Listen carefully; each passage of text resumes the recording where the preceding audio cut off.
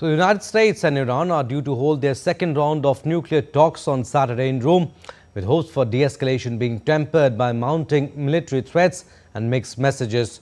On the eve of a second round of talks with the Trump administration, Foreign Minister Abbas Araghchi said Iran believes reaching an agreement on its nuclear program with the United States is possible as long as Washington is realistic. As in the last week, talks Iran told the United States that it was ready to accept some limits on its uranium enrichment, but needed watertight guarantees that President Trump would not again ditch a nuclear pact. Meanwhile, US President Donald Trump said Iran cannot have a nuclear weapon. Trump has warned Iran of potential military action if no deal is reached, which Iran says is peaceful, but the West says is aimed at building an atomic bomb. We are only engaged in indirect talks with the US side, and the reason for this is clear. Because of the threats by the US administration, because of the economic pressure by the US administration, and because of the maximum pressure regime that has been imposed on us, we cannot enter into direct negotiations with them. We have seen a certain level of seriousness in the first round of talks, and if they are ready to discuss the nuclear issue without involving other matters, then we can progress further towards a constructive dialogue. I'm for stopping Iran, very simply, from having a nuclear weapon. They can't have a nuclear weapon. I want Iran to be great and prosperous and terrific. I stopped them once they were broke and they didn't have any money for Hamas. They didn't have any money for Hezbollah. There wouldn't have been an October 7th disaster. They were broke. They had no money, and they weren't spending it to terrorist organizations because they had none. And ahead of the talks, Iran's Araghchi met Russian counterpart Sergei Lavrov in Moscow, and later in a joint press conference, Lavrov said that Russia is ready to assist in any way acceptable to both Tehran and Washington. We are ready to help and mediate, to play any role that will be helpful from the Iranian point of view and acceptable for the United States. We proceed from the fact that the only way to get an agreement, as the minister has just said, is to agree exclusively on nuclear issues. All right, to talk more on this story, we'll go live to DD India. Shubhendu Ghosh is joining us from New Delhi. Good morning, Shubhendu.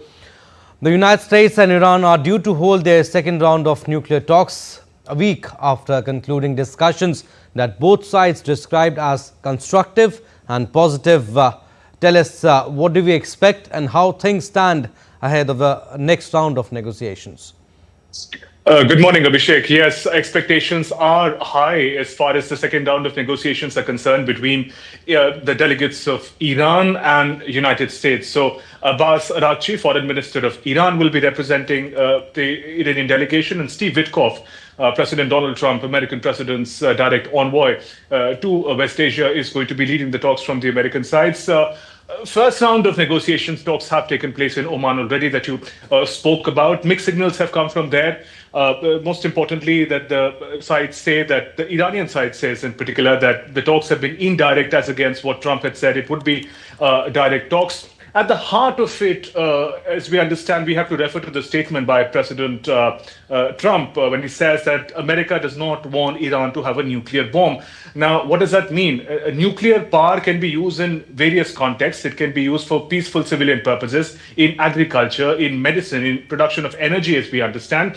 It is the degree of enrichment of uranium, the core material for nuclear usage. It's the degree of enrichment which is allowed. The previous Joint Comprehensive Plan of Action, JCPOA, which was cancelled by United States, it walked out of it in 2018. That said that Iran is allowed to only enrich uranium up to just over 3%, which is quite enough if you want to have civilian peaceful use of it. But with the latest insights coming in from the IEA, the UN nuclear watchdog, it says that Iran, through its various enrichment facilities, advanced enrichment facilities, Natanz is one place where it's situated. It may have enriched uranium to up to 60%. Now, once you enrich it to 90%, uranium becomes a weapons grade material. One can make bombs out of it. IAEA says that Iran, if it is allowed to enrich uranium to about 90%, which it is not very far away from, according to them, it could create about half a dozen bombs with the material about 300 kilogram of uranium, enriched uranium that Iran has. So those concerns are at the heart of these negotiations. Okay. America wants complete dismantlement of Iran's enrichment facilities. It is okay with the civilian nuclear use. And Iran, on the other hand, the latest statement has said that it does not want to create a bomb, but how much can it enrich uranium? Its own country is not negotiable. So that is at the heart of the conflict in the negotiations that is on, Abhishek. Okay, and also, Shubhendu, the leaders have been meeting. These talks in Rome come amid a flurry of diplomatic activity. Iran and Russia have strengthened their military ties. Saudi Arabia's defense minister visited Tehran 2 days ago on Thursday. Is this all related? How do we see this development?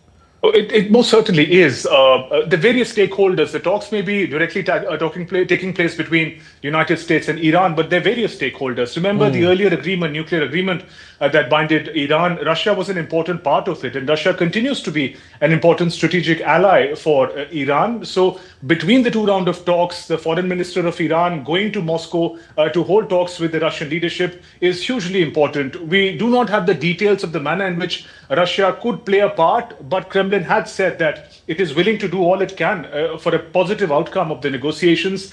Saudi Arabia-Iran relations have also seen a sort of positive upturn in the past few years, both agreeing to not interfere in one another's relations. But Saudi Arabia minister visiting Iran at such a crucial time, visiting Tehran, also speaks about a certain degree of solidarity which the neighboring country wants to express. It wants to express concerns about any potential strike that President Trump had said could happen, led by Israel, if the talks don't reach the desired conclusion. Remember, Steve Witkoff, Trump's envoy, also traveled to Paris. Focus was the Ukraine conflict negotiations, but the Iran talks were also in focus. So in that sense, a flurry of diplomatic parley is taking place, and all eyes now on Rome as to what comes out of it, because it could be decisive for the region and the world. Shubhendu, also, before we leave you, each side is pushing its own narrative about how the talks are being conducted. The US says they are direct, Iran says indirect, and that Oman is mediating by exchanging written notes. Iran has its own reservations, to think, on not making everything related to these talks public. Well, to say the truth very clearly, Abhishek, we have to understand, at least since the revolution in Iran since the 1970s, Iran and America are not friends. They see their worldviews do not match. They're antagonist forces. So these talks are also taking place with a great degree of expectations as to can Iran and America really work together as far as a sensitive issue of nuclear program of Iran is concerned. You're right. The signaling by each of the sides puts a certain pressure on the other. It also, in many ways, complicates the conversation, the negotiations that are taking place. As I mentioned earlier, that Abbas Araghchi, the foreign minister of Iran, had said that how much Iran negotiates is Iran's business. Nobody can dictate it to it. But the enrichment is really at the heart of these talks. If Iran manages to enrich beyond a certain point, 90%, as I mentioned, of uranium, America is concerned that Iran could have a bomb, could in fact be realized. And America, as President Trump has warned, that in fact could launch a military strike led by Israel. Iran also has said that we are tired of having a conversation under the umbrella of a constant threat that either you talk or you get bombed.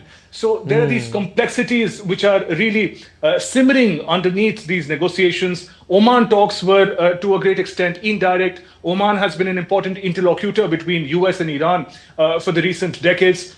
Omanian delegation is also reaching Rome in order to play its part in the negotiations. We'll have to wait and watch what kind of breakthrough, if any, is able to be achieved between the two sides in Rome. All eyes will be on these talks. Thank you. We'll leave it at that. Thank you for getting us the latest on these developments, Shubhendu.